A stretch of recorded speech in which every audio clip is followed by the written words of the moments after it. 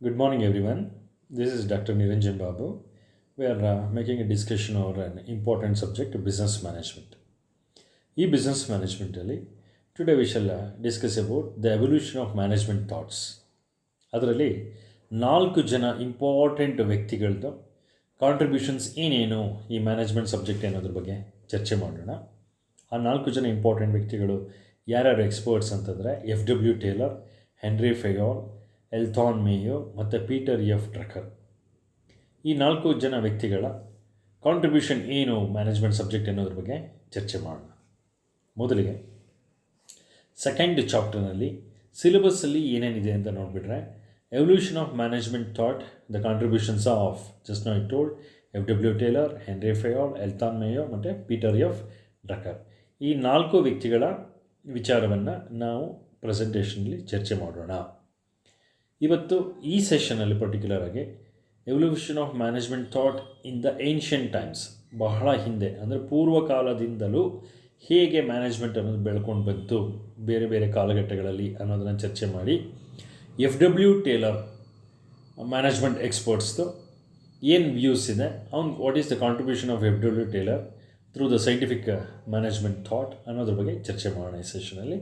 Next ಸೆಷನಲ್ಲಿ henry ಫೆಯೋಲ್ ಬಗ್ಗೆ, ಅದರ next ಸೆಷನಲ್ಲಿ ಎಲ್ಥಾನ್ Mayo ಬಗ್ಗೆ, ಅದರ ನೆಕ್ಸ್ಟ್ ಸೆಷನಲ್ಲಿ ಪೀಟರ್ ಎಫ್ ಡ್ರಕರ್ ಬಗ್ಗೆ ಚರ್ಚೆ ಮಾಡೋಣ. ಇನ್ನೊಂದು ಸೆಷನಲ್ಲಿ ಸಪ್ರೇಟಾಗಿ ಮ್ಯಾನೇಜ್ಮೆಂಟ್ ಬೈ ಕಮ್ಯುನಿಕೇಷನ್ ಅಂದರೆ ಏನು, management by system, management participation, management by motivation, management by objectives ಮತ್ತು ಮ್ಯಾನೇಜ್ಮೆಂಟ್ ಬೈ ಎಕ್ಸೆಪ್ಷನ್, ಈ ವಿಚಾರಗಳ ಬಗ್ಗೆ ಚರ್ಚೆ ಮಾಡೋಣ. ಈ ದಿನ we shall make an introduction to the topic evolution of management thought. Evolution of management thought ಅಂದರೆ ಮ್ಯಾನೇಜ್ಮೆಂಟ್ ಅನ್ನುವಂತಹ ಒಂದು ಕಲ್ಪನೆ ಏನಿದೆ, ಪರಿಕಲ್ಪನೆ, ಅದು ಹೇಗೆ ಬೆಳೆದು ಬಂತು over a period of time ಅಂತ ನೋಡೋಣ. ನಾವು ಈಗ 21ನೇ ಶತಮಾನದಲ್ಲಿದ್ದೀವಿ. 20ನೇ ಶತಮಾನ ಮುಗಿದು 21ನೇ ಶತಮಾನದಲ್ಲಿದ್ದೀವಿ. 20ನೇ ಶತಮಾನ ಮತ್ತು 21ನೇ ಶತಮಾನ ನಾವು ಸರಿಯಾಗಿ ಗಮನಿಸೋದಾದರೆ, ಮ್ಯಾನೇಜ್ಮೆಂಟ್ ಅನ್ನುವಂತಹ ಪದ ಅತ್ಯಂತ ಹೆಚ್ಚು ಬಳಕೆಯಲ್ಲಿ ಬಂದಿದೆ, ತುಂಬ ಪಾಪ್ಯುಲರ್ ಆಗಿದೆ. Corporate form of business organisation activities ತುಂಬ ಜಾಸ್ತಿ ಆಗಿದೆ. Joint stock companies, multinational companies, foreign multinational companies, Indian multinational companies, corporate sector activities ಇವೆಲ್ಲವೂ ಜಾಸ್ತಿ ಆಗಿದೆ. ಅಂದರೆ company form of business organisation ಅನ್ನೋದು ತುಂಬ ಪಾಪ್ಯುಲರ್ ಆರ್ಗನೈಸೇಷನ್ ಆಗಿ ಡೆವಲಪ್ ಆಗಿದೆ.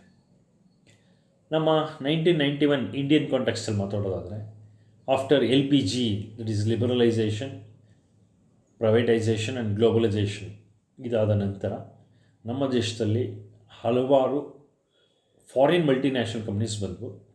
ಹಾಗೆಯೇ Indian companies they got developed into Indian multinational companies, they started operating in other countries, ಬೇರೆ ಬೇರೆ ದೇಶಗಳಲ್ಲಿ ಆಪರೇಟ್ ಮಾಡಲಿಕ್ಕೆ ಸ್ಟಾರ್ಟ್ ಆಯಿತು.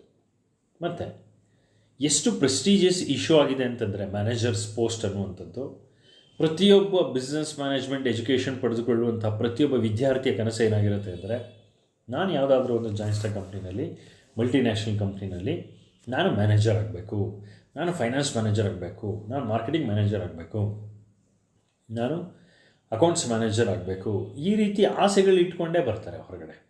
So everybody would like to become managers. Why so much importance ಅಂದರೆ, because the business organisations they are run by the managers. ಅದನ್ನು ಮುನ್ನಡೆಸೋರು ಯಾರು, ಕಂಪ್ನಿಗಳನ್ನ ಮುನ್ನಡೆಸೋರು ಯಾರು ಅಂತಂದರೆ, ಅಲ್ಲಿ ಕಂಪ್ನಿಗಳಲ್ಲಿ ಡಿಸಿಷನ್ ತೊಗೊಳ್ಳೋರು ಯಾರು ಅಂದರೆ ಮ್ಯಾನೇಜರ್ಸ್. ಸೊ ಹಾಗಾಗಿ ಮ್ಯಾನೇಜರ್ಸ್ನ ಮಹತ್ವ ಇವತ್ತು ಪ್ರತಿಯೊಬ್ಬರಿಗೂ ಅರ್ಥ ಆಗಿಬಿಟ್ಟಿದೆ.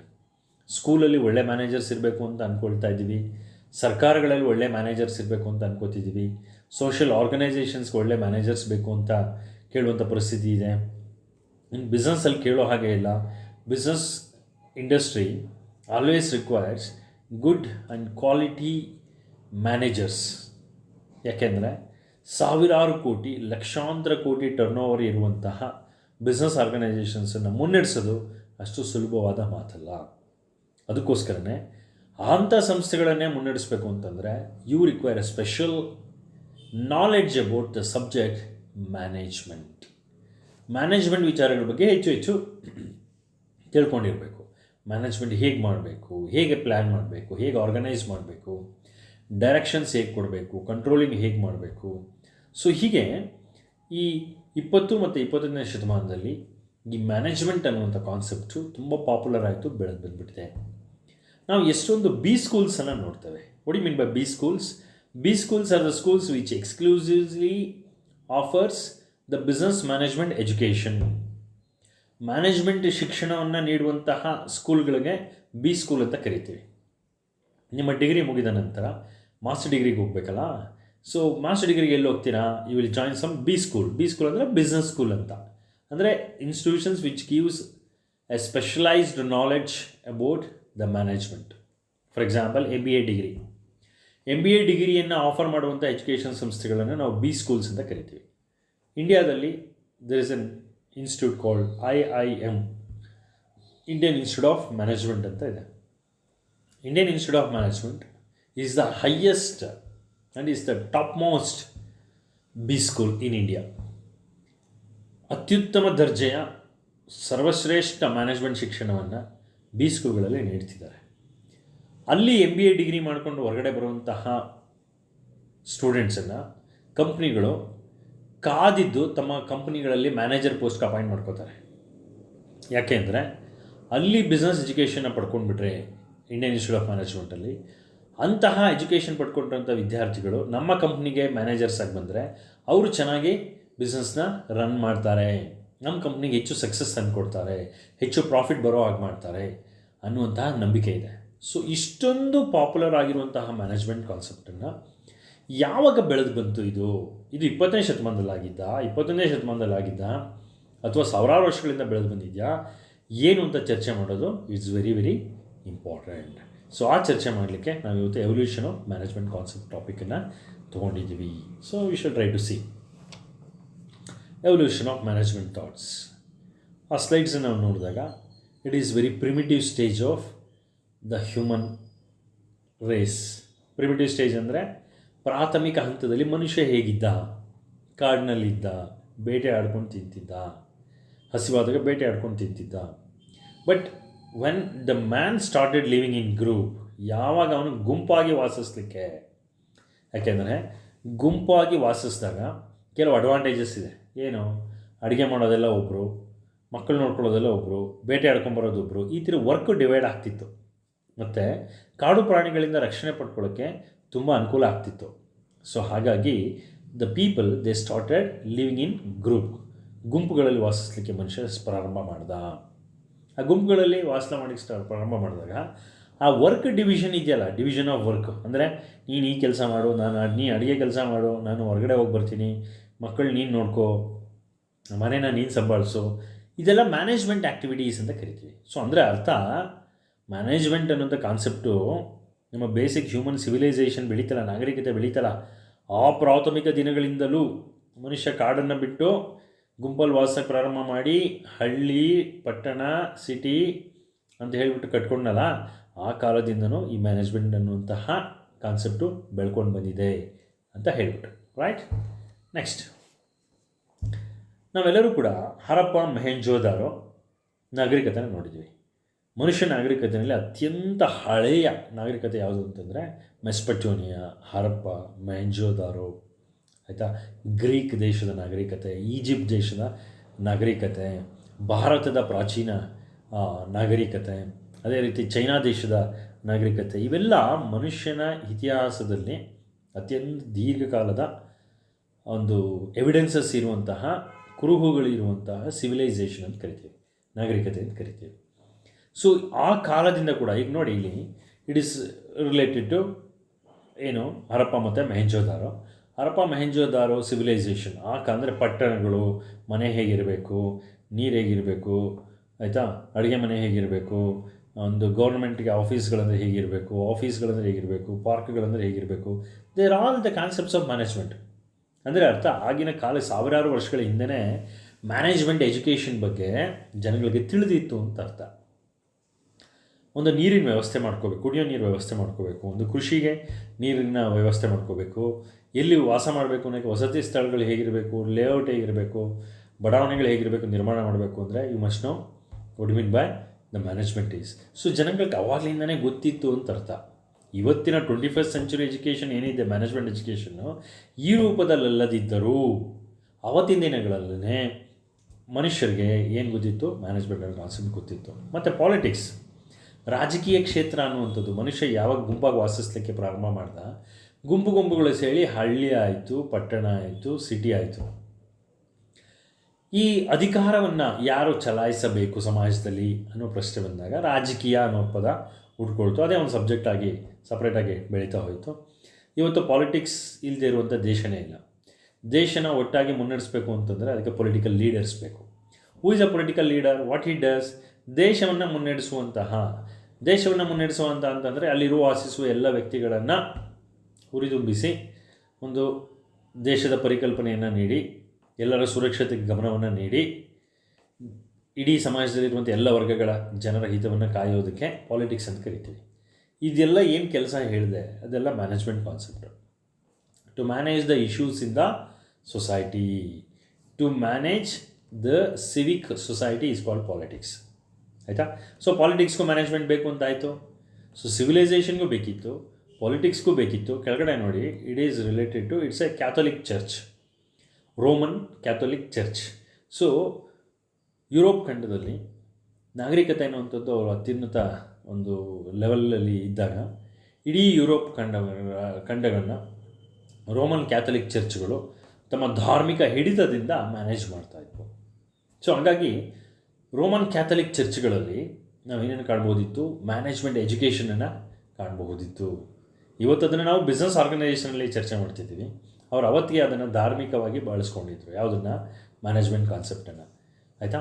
ಸೊ ಹಾಗಿರ್ಬೋದು. ಹಾಗೆಯೇ ಇಂಡೋ ಮತ್ತು ಗ್ರೀಕ್ ದೇಶದ ಇತಿಹಾಸ, ಒನ್ಸ್ ಅಗೇನ್ ಭಾರತದ ಇತಿಹಾಸ, ಗ್ರೀಕ್ ಇತಿಹಾಸ, ಈಜಿಪ್ಟ್ ದೇಶ, ಚೈನಾ ದೇಶ, ಇವೆಲ್ಲವೂ ಕೂಡ ಮನುಷ್ಯ ನಾಗರಿಕತೆಯಲ್ಲಿ ಬಹಳ ಪೂರ್ವ ಕಾಲದಿಂದ ಇರುವಂತಹ ದೇಶಗಳು ಮತ್ತು ನಾಗರಿಕತೆಗಳು. ಗ್ರೀಕ್ ದೇಶ ಆದ ತಕ್ಷಣ ನಮ್ಗೆ ಯಾಕೆ ನಾವು ಬರ್ತಾರೆ? ಅಲೆಕ್ಸಾಂಡರ್ ದ ಗ್ರೇಟ್, ಅವನು ಸಾವಿರಾರು ವರ್ಷಗಳಿಂದಲೇ ಜಗತ್ತನ್ನು ಗೆಲ್ಲಬೇಕು ಅಂತ ಹೊರಟಂತಹ ವ್ಯಕ್ತಿ. ಹಾಗೆಯೇ ಇಂಡಿಯಾದಲ್ಲಿ ತೊಗೊಂಡ್ರೆ ನಾವು ಕನಿಷ್ಠ 5,000 ವರ್ಷಗಳಿಂದನೂ ಕೂಡ ನಾವು ನಾಗರಿಕತೆಯನ್ನು, ಕುರುಹುಗಳಿಂದ ನಮ್ಮಲ್ಲಿ ಎವಿಡೆನ್ಸಸ್ ಸಿಗುತ್ತೆ. ಆಯಿತಾ? ಇಂಡಿಯಾದಲ್ಲಿ ಕೃಷಿ ಮಾಡಿರೋದಕ್ಕೆ 10,000 ವರ್ಷಗಳಿಂದ ನಮಗೆ ಏನಿದೆ, ಕುರುಹುಗಳಿದೆ. ಶಿಲಾಯುಗದಲ್ಲಿ ಕೂಡ ಮನುಷ್ಯರಲ್ಲಿ ವಾಸ ಮಾಡ್ತಾಯಿದ್ರು. ಅಂದರೆ ಅರ್ಥ, ಈ ಸಾವಿರಾರು ವರ್ಷಗಳಲ್ಲಿ ಮನುಷ್ಯ ಹೇಗೆಲ್ಲ ಬೆಳೆದು ಬಂದ, ಅವಾಗೆಲ್ಲವೂ ಕೂಡ ಈ ಮ್ಯಾನೇಜ್ಮೆಂಟ್ ಅನ್ನೋದು ಕೂಡ ಬೆಳ್ಕೊಂಡು ಬರ್ತಾಯಿದೆ. ಕ್ರಮೇಣವಾಗಿ ಹಂತವಾಗಿ ಬೆಳ್ಕೊಂಡು ಬಂದು ನಮಗೆ ಇವತ್ತಿರುವಂಥ ನಾಲೆಡ್ಜು ಬೆಳ್ಕೊಂಡು ಬಂದಿರುವಂಥದ್ದು.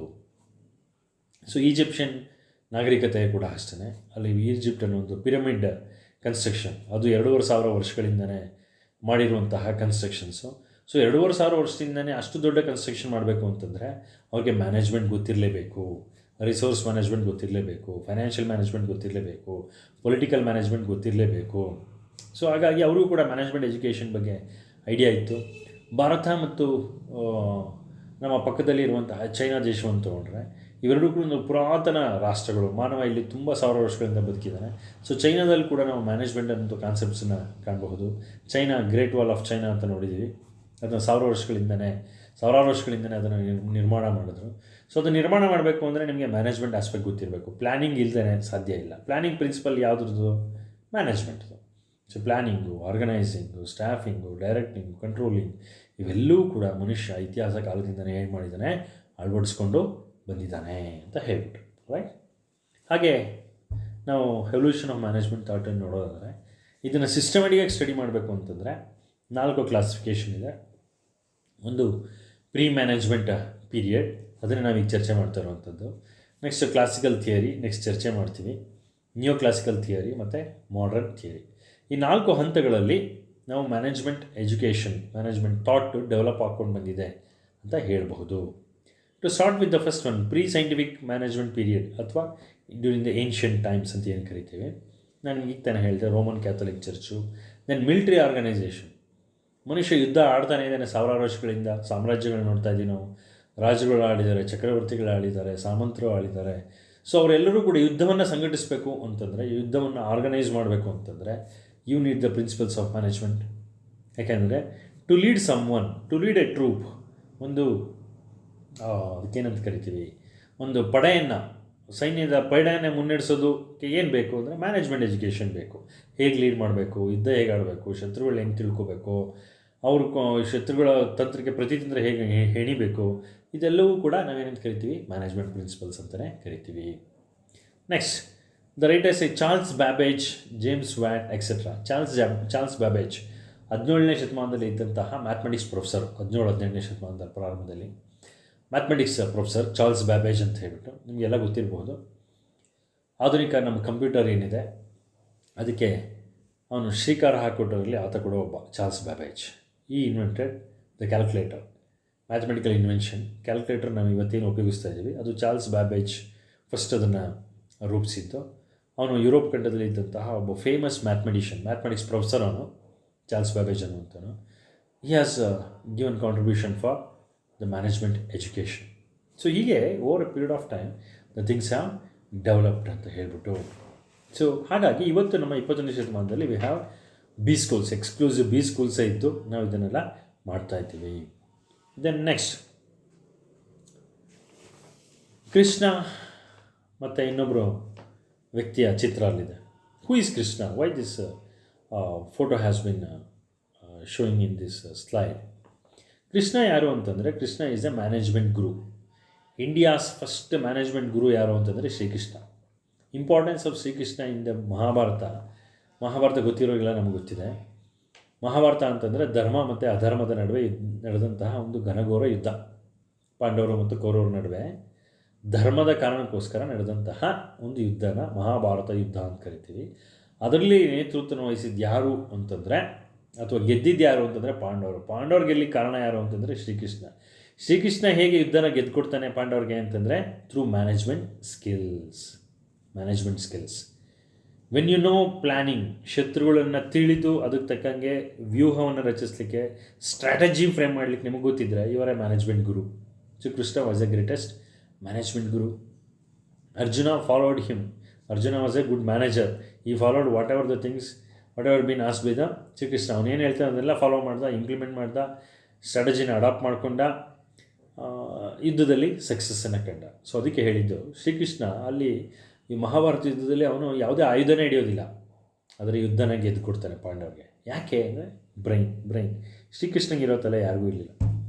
ಅದಕ್ಕೆ ಹೇಳಿದ್ದು is the first management guru, Indian management guru ಅಂತ ಹೇಳ್ಬಿಟ್ಟು. ಪಕ್ಕದಲ್ಲಿ ಇದ್ದಾರಲ್ಲ ಸರ್, ಅವ್ರು ಯಾರು? He is C K Prahalad. He is called as the modern Indian management guru ಅಂತ ಕರಿತೀವಿ. ಏನ್ಷಿಯಂಟ್ ಟೈಮಲ್ಲಿ ಶ್ರೀಕೃಷ್ಣನ ಕರಿತಿದ್ವಿ, ಈಗ ಪ್ರೆಸೆಂಟ್ ಟೈಮ್ಸಲ್ಲಿ ಯಾರನ್ನ ಕರಿತೀವಿ? ಸಿ ಕೆ ಪ್ರಹ್ಲಾದ್ ಅಂತ ಹೇಳ್ಬಿಟ್ಟು. No, he is no more. Is a professor of management. ಅವರು ಅಮೆರಿಕದ ಯೂನಿವರ್ಸಿಟಿನಲ್ಲಿ, ಮಿಚಿಗನ್ ಅಕಾಡೆಮಿಕ್ ಯೂನಿವರ್ಸಿಟಿನಲ್ಲಿ ಅವರು ಮ್ಯಾನೇಜ್ಮೆಂಟ್ ಪ್ರೊಫೆಸರ್ ಆಗಿದ್ದರು. ಸೊ ಅವರು ಹಲವಾರು ಪುಸ್ತಕಗಳನ್ನು ಅವರು ಬರೆದಿದ್ದಾರೆ. Like core competence, the future competition, the new age of innovation, eradication of poverty to the profit. ಈ ರೀತಿ ಹಲವಾರು ಪುಸ್ತಕಗಳನ್ನು ಅವರು ಬರೆದಿದ್ದಾರೆ. The last book the new age of innovation. ಈ ರೀತಿ ಮ್ಯಾನೇಜ್ಮೆಂಟ್ ಸಂಬಂಧಪಟ್ಟಂತೆ he has written many a books. So that's why is called as the modern Indian management guru. ಏನವ್ರ ಹೆಸರು? ಸಿ ಕೆ ಪ್ರಹ್ಲಾದ್ ಅಂತ ಹೇಳ್ಬಿಟ್ಟು. So he lived in between 1941 to 2010. So ಹೀಗೆ management education ಅನ್ನುವಂಥದ್ದು ಸಾವಿರಾರು ವರ್ಷಗಳಿಂದ ಬೆಳ್ಕೊಂಡು ಬಂದಿದೆ. 20ನೇ ಶತಮಾನ 21ನೇ ಶತಮಾನದಲ್ಲಿ ಇಂಡಿಯನ್ ಕಂಟೆಕ್ಸ್ಟಲ್ಲಿ ಸಿ ಕೆ ಪ್ರಹ್ಲಾದ್ ಅಂತ ಇದ್ದರು. ಸೊ ಇಷ್ಟೆಲ್ಲ ನಾವು ಏನ್ಷಿಯಂಟ್ ಟೈಮಲ್ಲಿ ಏನಿದ್ದಿದ್ದು ಅಂತ ನೋಡಿ 21st century ತನಕ ಬಂದಿದ್ದೀವಿ. ನಾವು specifically we shall try to see the management thoughts given by F.W. Taylor, Frederick Winslow Taylor, F.W. Taylor. F.W. Taylor is one of the famous management expert. He was actually lived in between 1856 to 1915. ಆ ಕಾಲಘಟ್ಟದಲ್ಲಿ ಬದುಕಿದಂತಹ ಒಬ್ಬ management expert. He was basically ಅಮೆರಿಕಾದಲ್ಲಿ he was a mechanical ಇಂಜಿನಿಯರಿಂಗ್ನ ಪದವಿನ ಪಡ್ಕೊಂಡಿದ್ದ. ಮತ್ತು throughout his life he has worked for industrial efficiency improvement. ಕೈಗಾರಿಕೆಗಳಲ್ಲಿ ದಕ್ಷತೆಯನ್ನು ಹೇಗೆ ಹೆಚ್ಚಿಸಬಹುದು ಅನ್ನೋದ್ರ ಬಗ್ಗೆ ಅತ್ಯಂತ ಹೆಚ್ಚಿನ ಸ್ಟಡೀಸನ್ನು ಮಾಡಿದಂತಹ ವ್ಯಕ್ತಿ ಯಾರು? FW Taylor.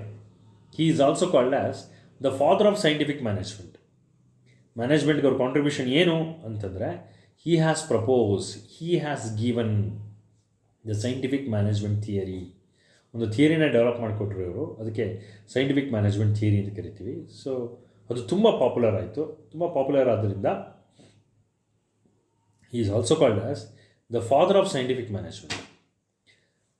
ವ್ಯವಹಾರ ನಿರ್ವಹಣೆಯಲ್ಲಿ, ಮ್ಯಾನೇಜ್ಮೆಂಟ್ ಈಸ್ ನಿರ್ವಹಣಾ ಶಾಸ್ತ್ರದಲ್ಲಿ ವಿಜ್ಞಾನವನ್ನು ಹೇಗೆ ಬೆರೆಸಬಹುದು, ವೈಜ್ಞಾನಿಕ ದೃಷ್ಟಿಕೋನದಿಂದ ಹೇಗೆ ಬಿಸ್ನೆಸ್ಗಳನ್ನ ರನ್ ಮಾಡಬಹುದು ಅನ್ನೋದ್ರ ಬಗ್ಗೆ ಒಂದು ಥಿಯರಿಯನ್ನೇ ಅವರು ನೀಡಿದರು. ಆ ಥಿಯರಿ ನೀಡಿದ್ರಿಂದ ಅವ್ರನ್ನ father of scientific management theory ಅಂತ ಕರೀತಾರೆ. ಸೊ ಮೊದಲೇ ಹೇಳಿದಾಗೆ ವಾಟ್ ಹಿ ಡಿಡ್ ಅಂತಂದರೆ, he give the importance for are he studied relating to industrial efficiency improvement. Industrial efficiency ಅಂದರೆ ಏನು? ಕಡಿಮೆ ವೆಚ್ಚದಲ್ಲಿ ದಕ್ಷತೆಯನ್ನು ಜಾಸ್ತಿ ಮಾಡಿ ಅದನ್ನು ಹೇಗೆ ಸಾಧಿಸೋದು ಅನ್ನೋದ್ರ ಬಗ್ಗೆ, how to reduce the expenditure and how to improve the efficiency. ಈ ಎರಡು ಟ್ವಿನ್ ಆಬ್ಜೆಕ್ಟಿವ್ಸನ್ನು ಇಟ್ಕೊಂಡು ಹಿ ಡಿಡ್ ಮೆನಿ ಸ್ಟಡೀಸ್.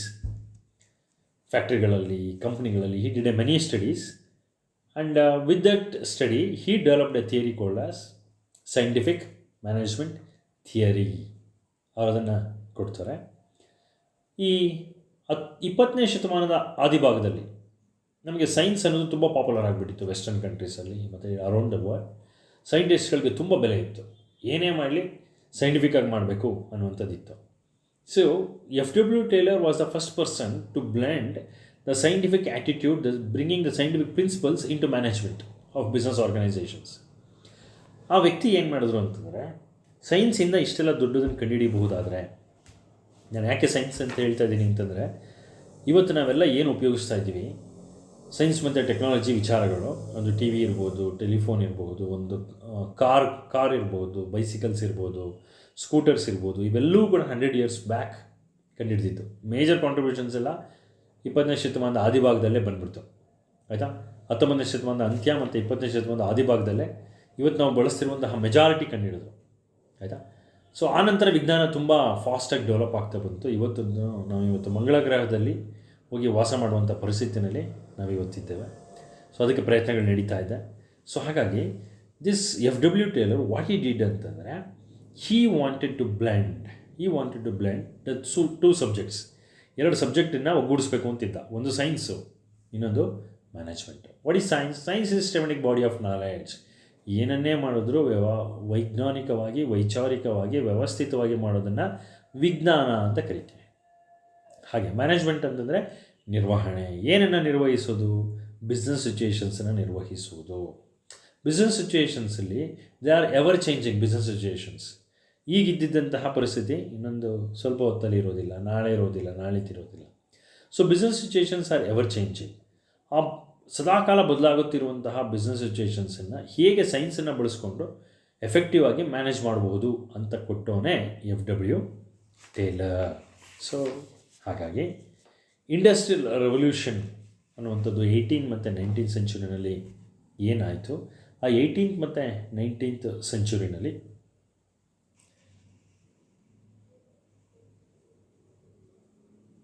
ಕೈಗಾರಿಕಾ ಕ್ರಾಂತಿಯಿಂದಾಗಿ ಅವು ಕೂಡ ಸೈನ್ಸೇ ತುಂಬ ಡೆವಲಪ್ ಮಾಡಿದ್ದು.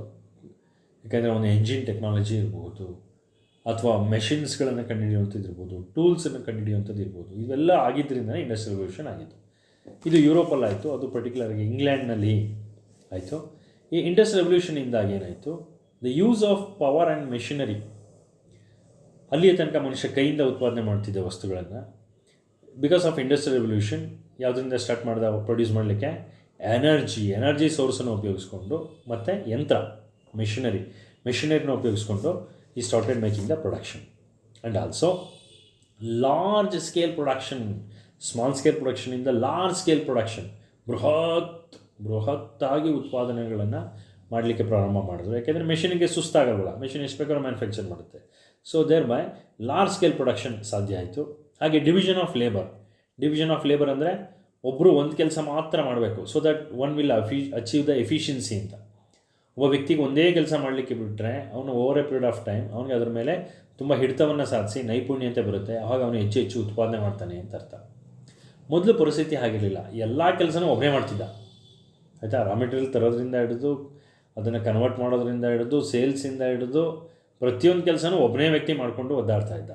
ಆದರೆ ಯಾವಾಗ ನಮ್ಮ ಇಂಡಸ್ಟ್ರಿಯಲ್ ರೆವಲ್ಯೂಷನ್ ಸಾಧ್ಯ ಆಯಿತು, ಡಿವಿಷನ್ ಆಫ್ ಲೇಬರ್ ಬಂತು, ಅಂದರೆ ಕಾರ್ಮಿಕರ ವರ್ಗೀಕರಣ, ಇವರು ಈ ಕೆಲಸ ಮಾಡಬೇಕು, ಇವರು ಈ ಕೆಲಸ ಮಾಡಬೇಕು ಅಂತ. ಅದೇ ತರಹ ಸ್ಪೆಷಲೈಸೇಷನ್ ಅಂದರೆ ನೈಪುಣ್ಯತೆ. For example human resource management, MBA in human resource management ಅಂತಲೇ ಸಬ್ಜೆಕ್ಟ್ ಇದೆ. ಅಂದರೆ ಒಂದು ಸಂಸ್ಥೆಗಳಲ್ಲಿ ಮಾನವ ಸಂಪನ್ಮೂಲವನ್ನು ವೈಜ್ಞಾನಿಕವಾಗಿ ಹೇಗೆ ಬೆಳೆಸ್ಬಹುದು, ಹೇಗೆ ನಿಭಾಯಿಸ್ಬೋದು ಅನ್ನೋದಕ್ಕೆ ಚರ್ಚೆ ಮಾಡೋದೇ MBA in human resource management ಅಂತ ಹೇಳ್ಬಿಟ್ಟು. ಅದೇ ರೀತಿ ಫೈನಾನ್ಸಲ್ಲೇ ಎಕ್ಸ್ಪರ್ಟೈಸ್ ಆಗಿರೋಂಥವ್ರು ಇರ್ತಾರೆ. ನಾವು ಬಿಸ್ನೆಸ್ ಕಂಟೆಕ್ಸ್ಟಲ್ಲಿ ಕೆಲಸಗಳನ್ನ ಏನು ಮಾಡಬೇಕು, ಡಿವೈಡ್ ಮಾಡ್ಕೋಬೇಕು. ಮಾರ್ಕೆಟಿಂಗ್, ಫೈನಾನ್ಸ್, ಪ್ರೊಡಕ್ಷನ್, ಈ ರೀತಿ ಆಯಾ ಕೆಲಸಗಳಿಗೆ ಆಯಾ ಫೀಲ್ಡಲ್ಲಿ ಎಕ್ಸ್ಪರ್ಟ್ ಆಗಿರೋರನ್ನೇ ಕೊಡಬೇಕು. That is called specialisation. ಆವಾಗ ರಿಸಲ್ಟ್ಸ್ ಚೆನ್ನಾಗಿರುತ್ತೆ. ಈಗ ಪ್ರೊಡಕ್ಷನ್ ಡಿಪಾರ್ಟ್ಮೆಂಟ್ಗೆ ಯಾರನ್ನು ಬಿಡಬೇಕು, ಯಾರು ಪ್ರೊಡಕ್ಷನಲ್ಲಿ ಇಂಜಿನಿಯರಿಂಗ್ ಪದವಿ ಪಡ್ಕೊಂಡಿರ್ತಾರೋ ಅವ್ರನ್ನ ಬಿಡಬೇಕು. ಮಾರ್ಕೆಟಿಂಗ್ ಡಿಪಾರ್ಟ್ಮೆಂಟ್ಗೆ ಯಾರನ್ನು ಕೊಡಬೇಕು, BA ಓದಿರೋರನ್ನೆಲ್ಲ ಕೊಡೋದು. MBAನಲ್ಲಿ ಮಾರ್ಕೆಟಿಂಗ್ ಯಾರು ಓದಿರ್ತಾರೋ ಅವ್ರನ್ನ ಕೊಟ್ಟಾಗ ಅವರು ಹೆಚ್ಚು ಸೇಲ್ಸ್ ಮಾಡ್ತಾರೆ. ಸೊ ಹಾಗೆ ಅದೇ ರೀತಿ ಪಾರ್ಟ್ನರ್ಶಿಪ್ ಫಾರ್ಮಾ ಬಿಸ್ನೆಸ್ ಆರ್ಗನೈಸೇಷನ್ ಮತ್ತು joint stock company form of business organisation they become much popular because of the industrial revolution. ಅದೇ ತರಹ the factory system of production it came into existence. Factory ಅಂತ ಬಂದಿದ್ದ industrial ರೆವಲ್ಯೂಷನಿಂದಾಗಿ. Factory ಅಂದ್ರೇನು, ಒಂದು ಬೃಹತ್ತಾದಂತಹ ವಿಶಾಲವಾದ ಜಾಗದಲ್ಲಿ ಮಿಷಿನ್ಗಳನ್ನು ಜೋಡಿಸಿರ್ತಾರೆ. ಅಲ್ಲಿ ಸಾಮೂಹಿಕವಾಗಿ ಕೆಲಸಗಾರರು ಸೇರಿಕೊಂಡು ರಾ ಮೆಟೀರಿಯಲ್ಸ್ನ ಬಳಸ್ಕೊಂಡು ಸಾಮೂಹಿಕವಾಗಿ ಉತ್ಪಾದನೆಯನ್ನು ಮಾಡೋದಕ್ಕೆ ಫ್ಯಾಕ್ಟ್ರಿ ಸಿಸ್ಟಮ್ ಅಂತ ಕರಿತೀವಿ. 18-19ನೇ ಶತಮಾನಕ್ಕಿಂತ ಹಿಂದೆ ಫ್ಯಾಕ್ಟ್ರಿಗಳಿರಲಿಲ್ಲ, ಬಂದಿದ್ದೇ ಅವು 18 ಮತ್ತು 19ನೇ ಶತಮಾನದಲ್ಲಿ. 20ನೇ ಶತಮಾನದಲ್ಲಿ ಇನ್ನಷ್ಟು ಪಾಪ್ಯುಲರ್ ಆಯಿತು. ಯಾವಾಗ ಸಾವಿರಾರು ಜನ ವ್ಯಕ್ತಿಗಳು ಒಂದೇ ಜಾಗದಲ್ಲಿ ಸೇರಿಕೊಂಡು ಕೆಲಸ ಮಾಡಲಿಕ್ಕೆ ಸ್ಟಾರ್ಟ್ ಮಾಡಿದ್ರು, ಆವಾಗ ಆ ಸಾವಿರಾರು ಜನನೆಲ್ಲ ಹೇಗಪ್ಪ ಮ್ಯಾನೇಜ್ ಮಾಡೋದು, ಹೇಗಪ್ಪ ನಿಭಾಯಿಸೋದು ಅಂತಹ ಎಕ್ಸ್ಪರ್ಟ್ಸ್ ಎಲ್ಲ ತಲೆ ಕೆಡಿಸ್ಕೊಂಡಾಗ ಹುಟ್ಟಿದಂಥ ಸಬ್ಜೆಕ್ಟೇ, ಅಥವಾ ಅತ್ಯಂತ ಶೀಘ್ರವಾಗಿ ಬೆಳೆದ ಸಬ್ಜೆಕ್ಟೇ ಮ್ಯಾನೇಜ್ಮೆಂಟ್. ಅದಕ್ಕೆ ಅವನು ಹೇಳ್ತಾನೆ, look at the slide, the positive way of the scientific management was described by the Taylor as science not the rule of thumb. ಏನು ಹೇಳ್ದ FW ಟೇಲರ್, ನಾವು ಜನಗಳನ್ನ ನಿಭಾಯಿಸಲಿಕ್ಕೆ, ಕಂಪ್ನಿಗಳನ್ನು ಮುನ್ನಡೆಸಲಿಕ್ಕೆ ವೈಜ್ಞಾನಿಕವಾಗಿ ಯೋಚಿಸಬೇಕು ಹೊರತು not the rule of thumb. Rule of thumb ಅಂದರೆ ಏನು, ಹೆಬ್ಬೆಟ್ಟು ಅಂದರೆ ಏನಂತ ಕರಿತೀವಿ ನಾವು, ಹೆಬ್ಬೆಟ್ಟು ದಾಸಗಳು ಅಂತೀವಲ್ಲ. ಅಂದರೆ ಅಕ್ಷರಜ್ಞಾನ ಗೊತ್ತಿಲ್ಲದೇ ಕುರುಡಾಗಿ ಮ್ಯಾನೇಜ್ಮೆಂಟ್ ಮಾಡೋದನ್ನ ರೂಲ್ ಆಫ್ ಥಂಬ್ ಅಂತ ಕರಿತೀವಿ. ರೂಲಿಂಗ್ ಮಾಡೋದು ಆ ರೀತಿಯಲ್ಲ. ಹೇಗೆ ಮಾಡಬೇಕು ಅದನ್ನು ಅಂತಂದರೆ ಸೈಂಟಿಫಿಕ್ ಆ್ಯಟಿಟ್ಯೂಡ್ನ ಅಳವಡಿಸ್ಕೊಂಡು ಅಂತ ಹೇಳಿದಂಥ ಮೊದಲನೇ ವ್ಯಕ್ತಿನೇ FW ಟೇಲರ್. ಮತ್ತು ಈ claimed for harmony not the discord. Harmony ಅಂದ್ರೇನು, ಸೌಹಾರ್ದತೆ. ಎಲ್ಲ ಡಿಪಾರ್ಟ್ಮೆಂಟ್ಗಳ ನಡುವೆ ಒಂದು ಸೌಹಾರ್ದಯುತವಾದ ವಾತಾವರಣ ಇರಬೇಕು, ಕೋಆಪ್ರೇಷನ್ ಇರಬೇಕು. ಒಳ್ಳೆ ಪ್ರಾಡಕ್ಟ್ನ ಮ್ಯಾನುಫ್ಯಾಕ್ಚರ್ ಮಾಡಿದ್ರೆ ಅದನ್ನು ಸೇಲ್ಸ್ ಮಾಡೋಕ್ಕೆ ಒಳ್ಳೆ ಟೀಮ್ ಇರಬೇಕು. ಫೈನಾನ್ಸನ್ನು ಪ್ರೊವೈಡ್ ಮಾಡಲಿಕ್ಕೆ ಫೈನಾನ್ಸ್ ಡಿಪಾರ್ಟ್ಮೆಂಟ್ ಇರಬೇಕು. ಎಲ್ಲ ಡಿಪಾರ್ಟ್ಮೆಂಟ್ಗಳು ಸೇರಿ ಕೋಆಪ್ರೇಷನ್ನ ಕೊಡಬೇಕು ಅಂತ ಹೇಳ್ಬಿಟ್ಟು. So he advocated that. Then maximum output in a place of restricted output. ಕಡಿಮೆ ಯಾಕೆ ಉತ್ಪಾದನೆ ಮಾಡಬೇಕು? ನಾವು ಫ್ಯಾಕ್ಟ್ರಿ ಸಿಸ್ಟಮ್ ಪ್ರೊಡಕ್ಷನಲ್ಲಿ ಮೆಷಿನ್ಸ್ಗಳಿಗೆ there is no limitation, so it can produce any amount of output. So thereby maximum output ಅಂತ maximum output ತೆಗೆದಾಗಲೇ cost of production ಏನಾಗೋದು, ಕಡಿಮೆ ಆಗೋದು. ಆವಾಗಲೇ ಓನರ್ಸ್ಗಳಿಗೆ ವರ್ಕೌಟ್ ಆಗೋದು. ಕಡಿಮೆ ಬೆಲೆಯಲ್ಲಿ ವಸ್ತುಗಳನ್ನ ಉತ್ಪಾದನೆ ಮಾಡಿದಾಗ ನೀವು ಕಡಿಮೆ ಬೆಲೆಯಲ್ಲಿ ವಸ್ತುಗಳನ್ನು ಸೇಲ್ ಮಾಡ್ಬೋದು, ಅದರಿಂದ ಲಾಭ ಕೂಡ ಜಾಸ್ತಿ ಬರುತ್ತೆ. Then the development of each man to his greatest efficiency and prosperity. FW Taylor ಹೇಳ್ತಾನೆ, ಸಂಸ್ಥೆಯಲ್ಲಿರುವ ಪ್ರತಿಯೊಬ್ಬ ವ್ಯಕ್ತಿಯನ್ನು ಕೂಡ you have to develop to a greatest efficiency and prosperity. ಅತ್ಯುತ್ಕೃಷ್ಟವಾದಂತಹ ಅತ್ಯುನ್ನತ ಮಟ್ಟದ ಅತಿಯಾದಂತಹ ನೈಪುಣ್ಯತೆಯನ್ನು ಸಾಧಿಸುವಂತೆ ವ್ಯಕ್ತಿಗಳನ್ನು ಡೆವಲಪ್ ಮಾಡಲಿಕ್ಕೆ ಅವಕಾಶ ಇರುವಂಥದ್ದನ್ನು ನಾವು ಮ್ಯಾನೇಜ್ಮೆಂಟ್ ಅಂತ ಕರಿತೀವಿ, ಅಥವಾ ಸೈಂಟಿಫಿಕ್ ಮ್ಯಾನೇಜ್ಮೆಂಟ್ ಅಂತ ಕರಿತೀವಿ ಅಂತ ಹೇಳ್ಬಿಟ್ಟು. That's given a very good definition. You can look at this picture. ಇದು ಫೋರ್ಡ್ ಕಂಪ್ನಿಯ car manufacturing plant. So 100 years back Ford company ಹೇಗಿತ್ತು ಅಂತಂದರೆ ಹೀಗಿತ್ತು. ಪ್ರಪಂಚದ ಮೊದಲನೇ ಕಾರನ್ನು ಮ್ಯಾನುಫ್ಯಾಕ್ಚರ್ ಮಾಡಿದಂಥ ವ್ಯಕ್ತಿ, ಆಧುನಿಕ ಕಾರನ್ನು ರೂಪಿಸಿದಂಥ ವ್ಯಕ್ತಿ ಫೋರ್ಡ್ ಮಹಾಶಯ. ಆತ ಅಮೆರಿಕದಲ್ಲಿ ಕಂಪನಿಯನ್ನು ಸ್ಥಾಪಿಸ್ತಾನೆ. ಆವತ್ತಿನ ದಿನಕ್ಕೇ ಸಾವಿರಾರು ಜನ ವ್ಯಕ್ತಿಗಳು ಕೆಲಸ ಮಾಡುವಂತಹ ಮೋಟಾರ್ ಕಾರುಗಳ ಕಂಪನಿಯನ್ನು ಸ್ಥಾಪಿಸಿದ್ದ ಆತ. ಅದು ಫೋಟೋನಲ್ಲಿ ಹಾಕಿರುವಂಥದ್ದು. So large scale production, division of labour, specialisation, ಆ ಸೈಂಟಿಫಿಕ್ ಮ್ಯಾನೇಜ್ಮೆಂಟ್ ಥಿಯರಿ ಏನೆಲ್ಲ ಹೇಳ್ತೋ ಅದೆಲ್ಲ ಅಪ್ಲೈ ಮಾಡಿದಂತಹ ಒಂದು ಕಂಪ್ನಿ ಯಾವುದು? ನಮ್ಮ ಫೋರ್ಡ್ ಕಂಪನಿ. ಅದನ್ನು ನಾವಿಲ್ಲಿ ನೋಡ್ಬೋದು. Then next, so FW Taylor ಈ ಸೈಂಟಿಫಿಕ್ ಮ್ಯಾನೇಜ್ಮೆಂಟ್ ಥಿಯರಿಯಿಂದ FW ಟೇಲರ್ದು ಏನೆಲ್ಲ ಬೆನಿಫಿಟ್ ಆಯಿತು ಅಂತ ನೋಡೋದಾದರೆ, it has replace the rule of thumb with a scientific technique. ಅಲ್ಲಿ ತನಕ ಆಡಳಿತ ಹೆಂಗೆ ನಡೆಸೋದು ಅನ್ನೋದೇ ಗೊತ್ತಿರಲಿಲ್ಲ ಜನಗಳಿಗೆ. ಕ್ರೂಡಾಗಿ ಮಾಡ್ತಿದ್ರು, ಹೆಂಗೆಂಗೋ ಒರಟೊರಟಾಗೆಲ್ಲ ಮಾಡ್ತಿದ್ರು. ಆದರೆ ನಮ್ಮ ಸೈಂಟಿಫಿಕ್ ಮ್ಯಾನೇಜ್ಮೆಂಟ್ ಥಿಯರಿ ಬಂದಮೇಲೆ ಹೆಬ್ಬೆಟ್ ದಾಸಗಳೆಲ್ಲ ಪಕ್ಕಕ್ಕೆ ಹೋದರು. ಆ ಜಾಗದಲ್ಲಿ ಏನು ಬಂತು? Scientific management, the application of science and technology for everything. Then proper selection and training of the workers. ಯಾವುದೇ ಸಂಸ್ಥೆ ಮುಂದೆ ಬರಬೇಕು ಅಂತಂದರೆ ಬರೀ ಕೇವಲ ಮೆಷಿನರೀಸ್ ಇದ್ದರೆ ಸಾಕಾಗಲ್ಲ, ರಾ ಮೆಟೀರಿಯಲ್ಸ್ ಇದ್ದರೆ ಸಾಕಾಗಲ್ಲ, ಬಂಡವಾಳ ಇದ್ದರೆ ಸಾಕಾಗಲ್ಲ. ಒಳ್ಳೆ ವರ್ಕರ್ಸ್ ಬೇಕು. ಒಳ್ಳೆ ವರ್ಕರ್ಸನ್ನು ತೊಗೋಬೇಕು ಅಂತಂದರೆ ಸೆಲೆಕ್ಷನ್ ಟೈಮಲ್ಲಿ ತುಂಬ ಕೇರ್ಫುಲ್ಲಾಗಿ ಸೆಲೆಕ್ಟ್ ಮಾಡ್ಕೋಬೇಕು. ಸೆಲೆಕ್ಟ್ ಮಾಡ್ಕೊಂಡಾದ್ಮೇಲೆ ಅವ್ರಿಗೆ ಟ್ರೈನಿಂಗನ್ನು ಕೊಡಬೇಕು, ಹೇಗೆ ಕೆಲಸ ಮಾಡಬೇಕು ಅಂತ. So that they will try to follow the same thing. ಆಯಿತಾ? ಸೊ ಅದಕ್ಕೋಸ್ಕರ there must be scientific selection and training of the workers. ಈ ಪಾಯಿಂಟ್ ಅಲ್ಲಿ ತನಕ ನೆಗ್ಲೆಕ್ಟ್ ಆಗಿಬಿಟ್ಟಿತ್ತು. ವರ್ಕರ್ಸು ಅಂತಂದರೆ ಯಾರ್ಯಾರೋ ಗೊತ್ತಿರೋನ ಗೇಟಲ್ಲಿ ಬಂದು ನಿಂತವ್ರಿಗೆಲ್ಲ ಕೆಲಸ ಕೊಡೋ ಸ್ಥಿತಿ ಇತ್ತು.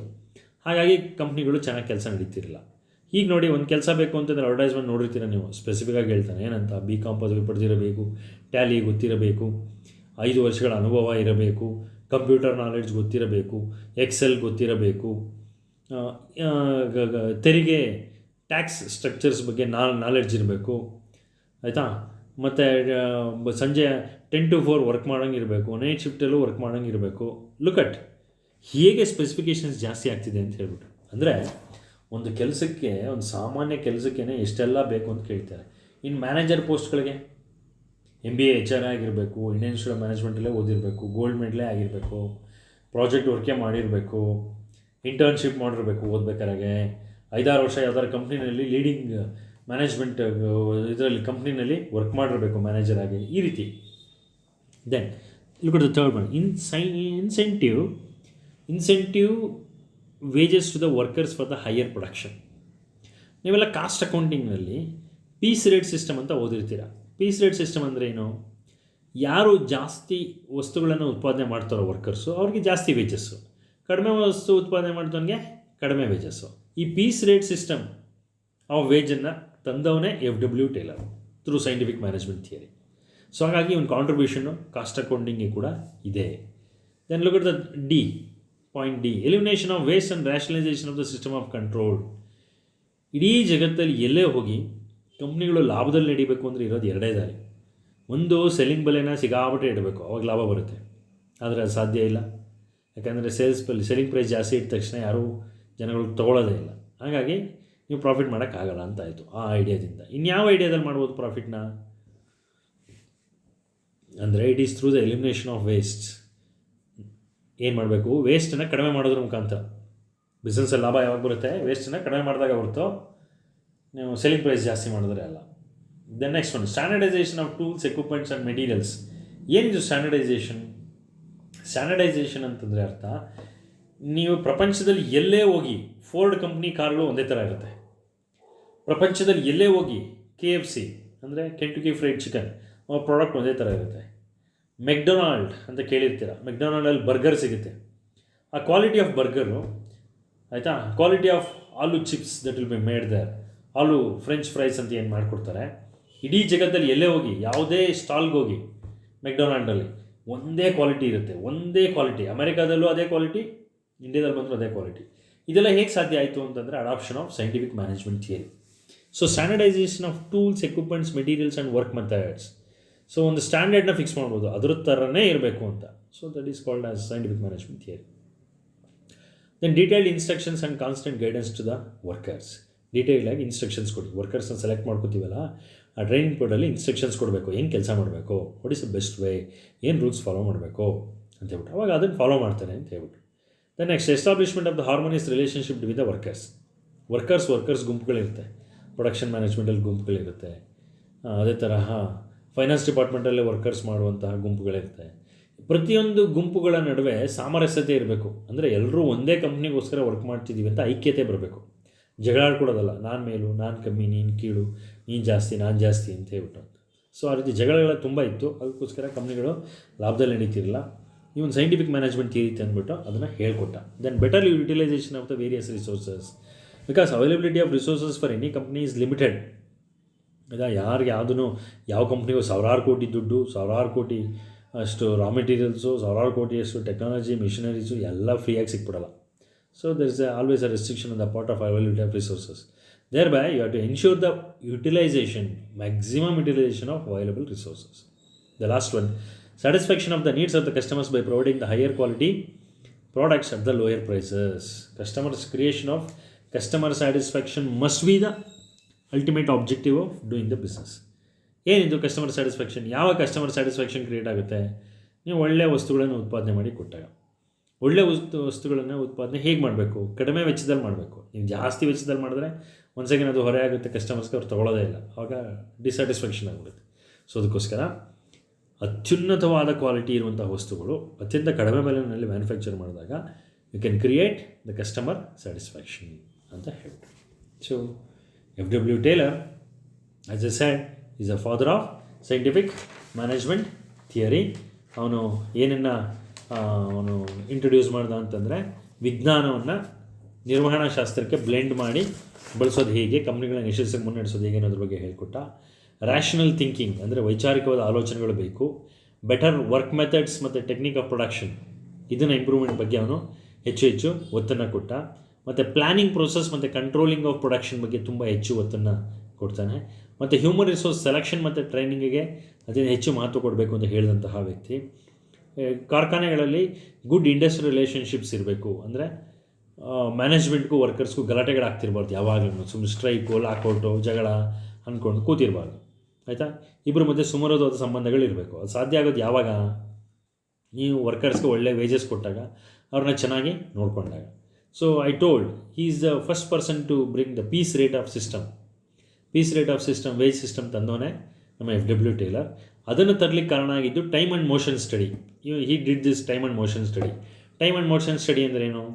ಒಬ್ಬ ವರ್ಕರ್ಗೆ ಒಂದು ಕೆಲಸನ ವಹಿಸ್ತೀವಲ್ಲ, ಆ ಕೆಲಸ ಮಾಡಲಿಕ್ಕೆ ಒಬ್ಬ ವರ್ಕರ್ಗೆ ಎಷ್ಟು ಟೈಮ್ ಬೇಕಾಗುತ್ತೆ ಅಂತ ನಾವೇ ಒಂದು ಸರಿ ಮಾಡಿ ನೋಡ್ಬಿಡೋದು. ಅದನ್ನು ಟೈಮ್ ಆ್ಯಂಡ್ ಮೋಷನ್ ಸ್ಟಡಿ ಅಂತ ಕರಿತೀವಿ. ಆವಾಗ ಟಾರ್ಗೆಟ್ ಫಿಕ್ಸ್ ಮಾಡಲಿಕ್ಕೆ ಅದು ಸರಿ ಹೋಗುತ್ತೆ, ವೇಜಸ್ನ ಫಿಕ್ಸ್ ಮಾಡಲಿಕ್ಕೆ ಸರಿ ಹೋಗುತ್ತೆ. ಅದರ್ವೈಸ್ ಅನ್ರಿಯಲಿಸ್ಟಿಕ್ ಆಗಿ ನಾವು ಟಾರ್ಗೆಟ್ನ ಕೊಟ್ಟಾಗ ಅವ್ರು ರೀಚ್ ಆಗೋಕ್ಕಾಗಲ್ಲ ಅಂತಂದಾಗ ಅವರು ಡಿಸ್ಸ್ಯಾಟಿಸ್ಫ್ಯಾಕ್ಷನ್ ಅವ್ರಿಗೂ ಕ್ರಿಯೇಟ್ ಆಗುತ್ತೆ. ಇನ್ಫೀರಿಯಾರಿಟಿ ಕಾಂಪ್ಲೆಕ್ಸಿಂದ ಅವರು ಬಳಲ್ತಾರೆ. ಸೊ ನಮಗೂ ಅದರಿಂದ ಏನಾಗುತ್ತೆ, ಮ್ಯಾನೇಜರ್ಸ್ಗೆ ಅವ್ರಿಗೂ ನೋವಾಗುತ್ತೆ, ಕಡಿಮೆ ಮ್ಯಾನುಫ್ಯಾಕ್ಚರ್ ಮಾಡಿಬಿಟ್ಟಿದ್ದಾರೆ ಅಂತ. ಇದೆಲ್ಲ ಹೋಗಬೇಕು ಅಂತಂದರೆ through time and motion study. So ಅದಕ್ಕೆ ಹೇಳಿದ್ರು, ಸೈಂಟಿಫಿಕ್ ಆ್ಯಟಿಟ್ಯೂಡ್ ಇದೆಯಲ್ಲ, adoption of science to the management ಸಬ್ಜೆಕ್ಟ್ಗೆ. So that is a greatest thing contribution given by the F W. Taylor. So ಅಂತಿಮವಾಗಿ ಏನು ಹೇಳ್ಬೋದು ಅಂತಂದರೆ, F W. Taylor he worked on primarily on the operating levels from bottom of the industrial hierarchy towards upwards. ಅಂದರೆ ತಳಮಟ್ಟದಿಂದ, ಅಂದರೆ ground ಲೆವೆಲಲ್ಲಿ, lower level management ಅಂತ ಏನು ಕರಿತೀವಿ, ಅಲ್ಲಿ ಎಷ್ಟು ಇಂಪಾರ್ಟೆನ್ಸನ್ನು ಕೊಡಬೇಕಾಗುತ್ತೆ. ನಾವು ವರ್ಕರ್ಸ್ನ ಹೇಗೆ ವಿಶ್ವಾಸಕ್ಕೆ ತೊಗೊಳ್ಳೋದು, ವರ್ಕರ್ಸ್ನ ನಾವು ಕೆಲಸಕ್ಕೆ ತೊಗೋಬೇಕಾದ್ರೆ ಎಷ್ಟು ಸೈಂಟಿಫಿಕ್ಕಾಗಿ ಯೋಚನೆ ಮಾಡಬೇಕು, ಅವ್ರನ್ನ ಹೇಗೆ ಸೆಲೆಕ್ಟ್ ಮಾಡಬೇಕು, ಹೇಗೆ ಟ್ರೈನಿಂಗ್ ಕೊಡಬೇಕು, ಇನ್ಸ್ಟ್ರಕ್ಷನ್ಸ್ ಹೇಗೆ ಕೊಡಬೇಕು, ಅವ್ರಗಳ ನಡುವೆ ಹಾರ್ಮೋನಿ ಅಥವಾ ಐಕ್ಯತೆಯನ್ನು ಹೇಗೆ ಕಾಪಾಡೋದು ಹೇಗೆ, ಇದೆಲ್ಲದರ ಬಗ್ಗೆ ಚರ್ಚೆ ಮಾಡಿದಂತಹ ವ್ಯಕ್ತಿ ಎಫ್.ಡಬ್ಲ್ಯೂ. ಟೇಲರ್. ಹಾಗಾಗಿ ಇವನನ್ನು ಫಾದರ್ ಆಫ್ ಸೈಂಟಿಫಿಕ್ ಮ್ಯಾನೇಜ್ಮೆಂಟ್ ಅಂತ ಕರಿತೀವಿ. ತುಂಬ ಸಕ್ಸಸ್ಫುಲ್ ಥಿಯರಿನ ಕೊಟ್ಟಂತಹ ವ್ಯಕ್ತಿ. ಸೊ ಈ ಸೆಷನಲ್ಲಿ ಇಷ್ಟು ಸಾಕು. ನೆಕ್ಸ್ಟ್ ಸೆಷನ್ನಲ್ಲಿ ಎಫ್.ಡಬ್ಲ್ಯೂ. ಟೇಲರ್ ಆಯಿತು. ನೆಕ್ಸ್ಟ್ ನಾವು ಹೆನ್ರಿ ಫಯಾಲ್ ಬಗ್ಗೆ ಮುಂದಿನ ಸೆಷನಲ್ಲಿ ಚರ್ಚೆ ಮಾಡೋಣ. He is Henri Fayol. ಅವನು 14 ಪ್ರಿನ್ಸಿಪಲ್ಸ್ ಆಫ್ ಮ್ಯಾನೇಜ್ಮೆಂಟ್ ಅಂತ ಕೊಡ್ತಾನೆ, ಅದನ್ನು ಚರ್ಚೆ ಮಾಡೋಣ. ಎಲ್ತಾಲ್ ಮೇಯೋ ಬಗ್ಗೆ ಚರ್ಚೆ ಮಾಡೋಣ. ಹಾಗೆಯೇ ಪೀಟರ್ ಎಫ್. ಡ್ರಕರ್, ಇದನ್ನು ಮುಂದಿನ ಸೆಷನ್ಗಳಲ್ಲಿ ಚರ್ಚೆ ಮಾಡೋಣ. ನಾನು ನಿಮ್ಮ ಡಾಕ್ಟರ್ ನಿರಂಜನ್ ಬಾಬು. ಈ ಸೆಷನ್ ನಿಮಗೆ ಯೂಸ್ಫುಲ್ ಆಗಿದೆ, ಅರ್ಥ ಆಗಿದೆ ಅಂತ ಭಾವಿಸ್ಕೊಳ್ತೀನಿ. ನೆಕ್ಸ್ಟ್ ಹೆನ್ರಿ ಫಯಾಲ್ ಬಗ್ಗೆ ಹೋಗೋಣ ನೆಕ್ಸ್ಟ್ ಸೆಷನಲ್ಲಿ. Till that, good bye.